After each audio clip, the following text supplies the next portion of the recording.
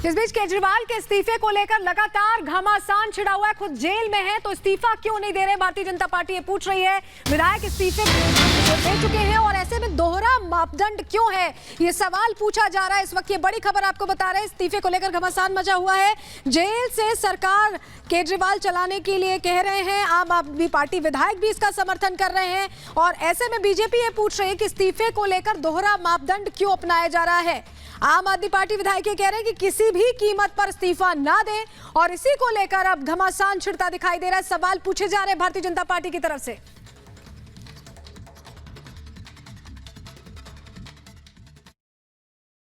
क्योंकि भाभी ही मुख्यमंत्री जी से अब तिहाड़ जेल में मिल पाएंगी, उनसे उनकी बातचीत हो पाएगी।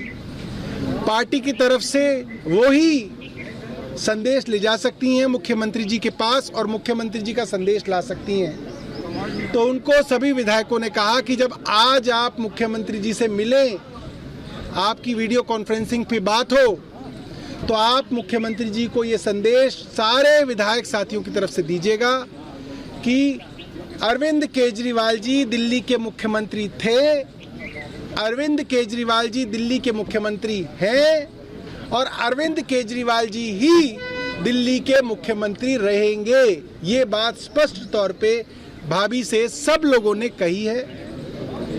अरविंद जी की पत्नी ने, सुनीता केजरीवाल जी ने एक मैसेज अरविंद जी का। क्या ये सत्य नहीं है कि मनीष सिसोदिया की गिरफ्तारी हुई, आपने उनसे इस्तीफा लिया?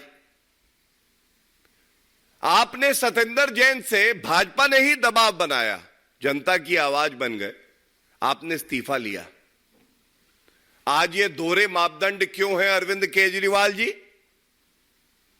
आप स्वयं आज आरोपी हैं, जेल की सलाखों के पीछे हैं, तो आप इस्तीफा नहीं देंगे, लेकिन मनीष सिसोदिया और सतेंद्र जैन से आपने इस्तीफा ले लिया। और अब अगली खबर बिहार से आपको बताते हैं। बिहार में परिवारवाद की ब्रांड एम्बेसडर लालू यादव की बेटी रोहिणी आचार्य की अब राजनीति में एंट्री हो चुकी है। वो रोड शो कर रही थी, चुनावी मैदान में है। सारण में जैसे ही वो जाती हैं, वहां पर बीजेपी आरोपों की फेहरिस्त लेकर उन पर लगातार आरोप पर आरोप मढ़ती है। लेकिन बड़ा सवाल यहां पर यह खड़ा होता है, क्या इन आरोपों का जवाब रोहिणी जनता की अदालत में दे पाएंगी या नहीं? इस रिपोर्ट में देखिए।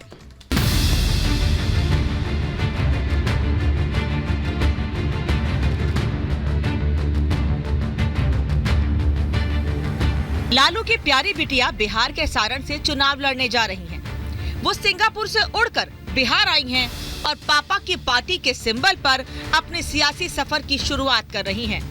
सारण में चुनाव प्रचार शुरू करने से पहले वो सोमवार को सोनपुर में सपरिवार बाबा हरिहर नाथ के मंदिर पहुंची, जहां उन्होंने विशेष पूजा की और जीत का आशीर्वाद लिया और मंगलवार को सारण के रण में उतर गयी। रोहिणी का दावा है कि वो सारण की धरती से जीत का नया इतिहास बनाएंगी।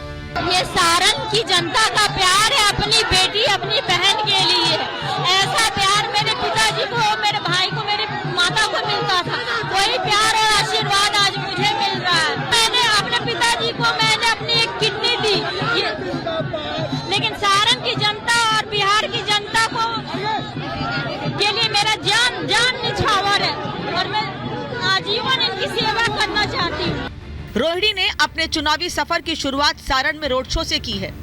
वो पहले दिन लोगों की भीड़ देखकर उत्साहित दिखी, लेकिन जीत के बड़े बड़े दावे कर रही रोहिणी को शायद इस बात का एहसास नहीं है कि सारण का रण बेहद कठिनाई वाला साबित होने वाला है, क्योंकि ये वही सीट है जहां की बेटी को बहू बनाकर आरजेडी प्रमुख घर तो लाए, लेकिन बहू को घर छोड़ना पड़ा। और बीजेपी भी इन्हीं आरोपों के घेरे में रोहिणी और आरजेडी प्रमुख लालू यादव को सारण में घेर रही है। इतना ही नहीं, बीजेपी रोहिणी के बिहारी होने पर भी सवाल खड़े कर रही है। बीजेपी का आरोप है कि परिवारवाद की बैसाखी से सत्ता के गलियारे में घुसने की मंशा लिए रोहिणी भले ही सारण आ गई हैं, लेकिन सच यही है कि वो बहू बनकर सिंगापुर जा चुकी हैं। ऐसे में अब बिहार की जनता को ये तय करना है कि वो सही में बिहारी हैं या नहीं। बिहार की बेटी का सम्मान नहीं, और जो बेटी दूसरे जगह बहू बन गई, सिंगापुर चली गई, वो सिंगापुर से बिहार में उम्मीदवार बनने जा रहे हैं तो बिहार की जनता तय करेगी कि जो सही में बिहारी है और बिहार के प्रति सजग है, बिहार के प्रति समर्पित है, उसके साथ चले या बिहारी सिंगापुर में जाकर के सिंगापुर की सेवा करे। ये निर्णय बिहार की जनता लेगी। हालांकि राजनीति के कीचड़ में उतरी रोहिणी पर यह हमला पहली बार नहीं है, बल्कि जब से आरजेडी ने उन्हें सारण सीट से लोकसभा उम्मीदवार घोषित किया है, तभी से वो बीजेपी समेत सभी विपक्षी दलों के निशाने पर हैं।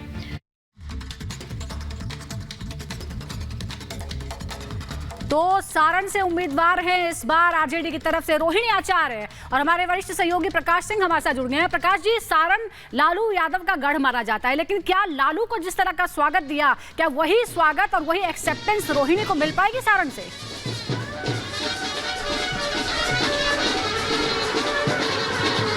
देखिए, आज लालू यादव की बेटी रोहिणी आचार्य जो कि सिंगापुर में रहती हैं, उन्होंने अपनी कैंपेन की शुरुआत की है और यहाँ एक स्थल है जहाँ पहुँची है। देखिए, बाजे गाजे के साथ ये सोनपुर का इलाका है जहाँ पर उनका स्वागत किया गया है। और चूँकि लालू यादव का ये गढ़ रहा है, तो लालू यादव यहाँ से कई बार एमपी रहे हैं और राजीव प्रताप रूडी भी 5 बार से एमपी हैं यहाँ पर। और 2014 में रूडी ने राबड़ी देवी को हराया था, 2019 में चंद्रिका राय जो कि लालू यादव के समधी थे उनको हराया था। अब कड़ी टक्कर होगी इस बार रोहिणी आचार्य जो कि सिंगापुर में रहती हैं, लालू यादव की बेटी हैं, उनको चुनाव मैदान में उतार